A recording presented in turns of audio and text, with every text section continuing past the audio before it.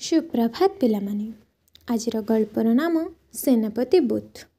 इंग्लैंडर गोटे प्रसिद्ध सहर रे जन्मग्रहण करिथिबा बुथ शिक्षक हेबा पाई निश्चय कले एवं से सही शिक्षा प्राप्ति करी धर्म उपदेश देवा काम संभालिले।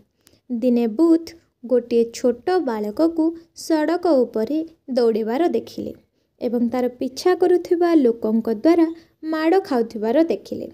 शिक्षक कौतूहल पूर्वक अटकी गले। जानिबाकु पाइले जे पिलाटी मिठाई दुकान किछि चोरी करी पलायन करुथिला।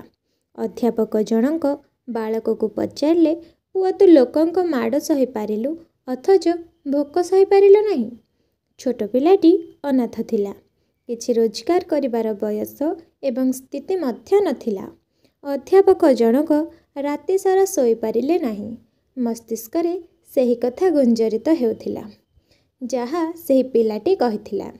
द्वितीय दिन से अध्यापक पदवीरु इस्तफा देदेले एवं अनाथ मानंकु भूल रास्ता रे जाउथिबा पिलामानंकु प्रेमर सहित रास्ता को आनिबा एवं शिक्षा तथा शिखाइबार काम हाथ को नेले और से संगठनर नाम रखिले मुक्ति सेना। से एही परी हजार हजार लोक मानंकु खोजिले एवं सेमानंकु भल बाट को आनिले एवं उद्यमी करी गढ़ी तोलिले। तांको इच्छा शक्ति बल 60 गोटी देश रे एही संस्थार शाखा तैयारी कले एवं पतित मानंकु ऊपर को उठाइबार कार्य आशारु अधिक सफलता मिलिला। ए कार्य रे धनर अभाव नथिला। धन्यवाद।